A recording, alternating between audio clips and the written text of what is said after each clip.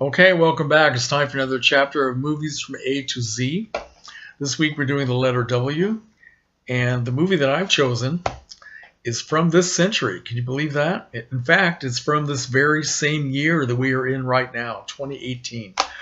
It's a film that was released back in February of 2018 called Winchester. Winchester, starring Helen Mirren. Now, I didn't buy this film. My good friend Thomas McCaskey, who was a good friend on Facebook and also a fellow Star Trek fan, we've been to many conventions together, sent me this as a gift, as he's done many other times with Blu-rays. So thank you, Thomas. I appreciate it very much. This is probably a film I wouldn't have bought for myself, although I've been kind of curious about seeing it. I remember reading a couple of very good reviews back when it came out, and I always meant to see it, but didn't get around to it until now. I like this very much.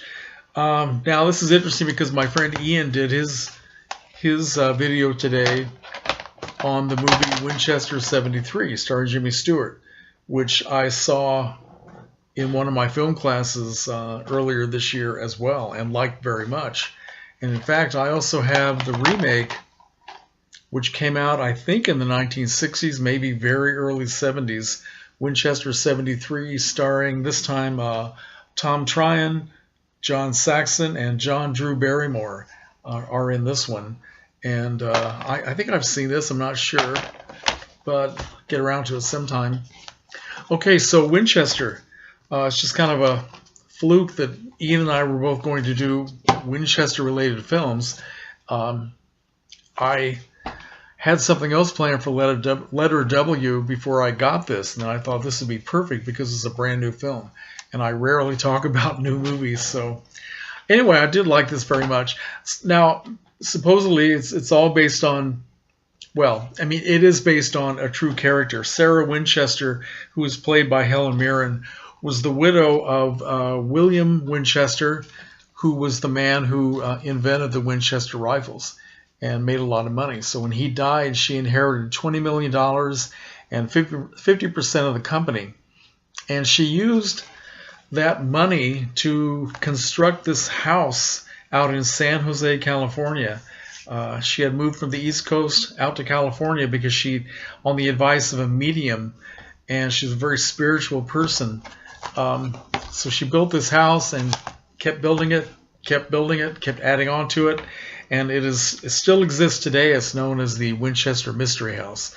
So this kind of expands on some of the stories about her and the legends, where she felt that the spirits, the ghosts of the people who had been killed by the Winchester rifles were leading her to build this house with all these rooms that the ghosts could actually live in. So I don't know how true all that is. I don't know that much about the history of the Winchester house. I did read a little bit of it on Wikipedia. But the film takes kind of a focused look on a couple of particular ghosts that she is having trouble with. And in this story, which takes place in 1906, about the time of the San Francisco earthquake, which would have affected this house. Let's see now. Sarah Winchester is being investigated by the other people who own the company, the Winchester Company, because they want to find out if she's stable enough to continue her part ownership of the company. So these men send out a physician to go out to her house and basically examine her, question her, find out if she is legally sane or legally not sane. And that doctor is played by Jason Clarke. And so he gets out there, and at first he's very skeptical. He has his own issues. As it turns out, this Jason Clarke, the character played by Jason Clarke, was actually killed by, well, he was momentarily or temporarily dead. That sounds kind of strange, but he was shot by a Winchester rifle, supposedly by his wife, who had mental problems. She appeared to be schizophrenic.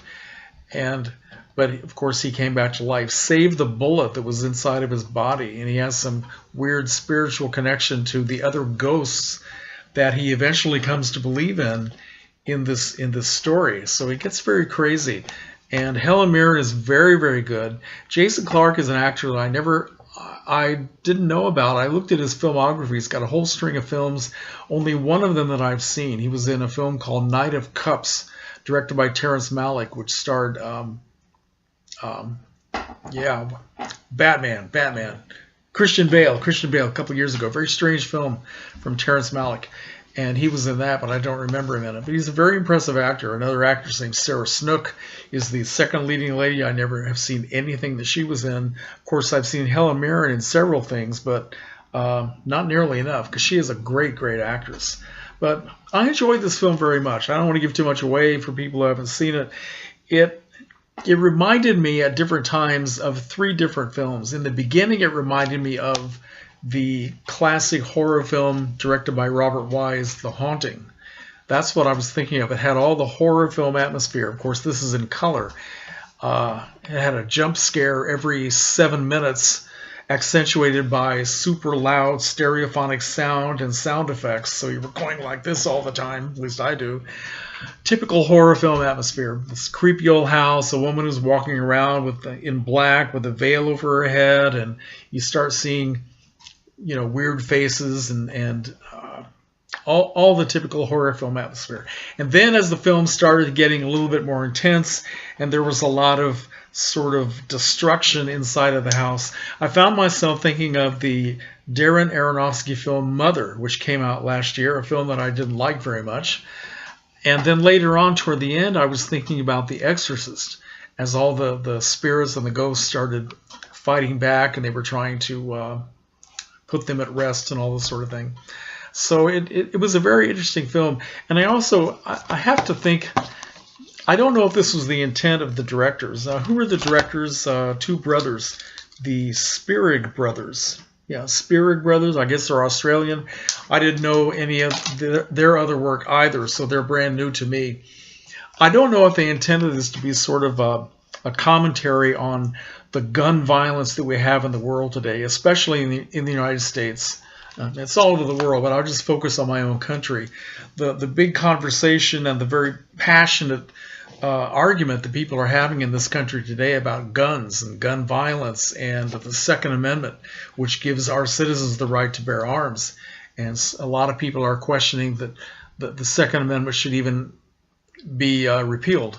And it's the fact that the United States is responsible for selling the rest of the world so many arms and so many weapons, and it kind of makes you wonder if the spirits of all those people that we are somehow responsible, well, not somehow, we are responsible for leading into violence and death, if that's kind of coming back to haunt this country, haunt the people of this country, even the innocent people of this country. And it's a very passionate thing that's going on in the United States now, people talking about gun violence, when it seems like every month we seem to have another massacre, another tragedy. So it's kind of interesting that this film would come out at this time and make everybody think about the results of a weapon like this, the Winchester rifles that, very true, they won the West because they were very hard for people to fight against. They were just very powerful weapons for that time. Fascinating idea. Very well played by everyone involved. Now, this film only cost about $3.5 million to make, which I find kind of amazing considering the way it looked and the fact that they used a lot of special effects and had a lot of destruction, set destruction, and I'm sure a lot of it was CGI, done very well. It wasn't overdone, I don't think. And the film has grossed, let's see, what is it? $41.5 million, which means it was a big success. It did very, very well. I don't know if it was nominated for any awards or anything like that. Well, of course, that is a film from this year, so we'll find out next year. So I'm actually very glad that I saw this, and I would recommend it to people who haven't. Let me know if you have seen it. And so I guess that's all I want to say about my film for the letter W. We'll get this up before midnight today. And as Ian would say, that I say, comments are welcome. So good night, everyone, and let me know what you think.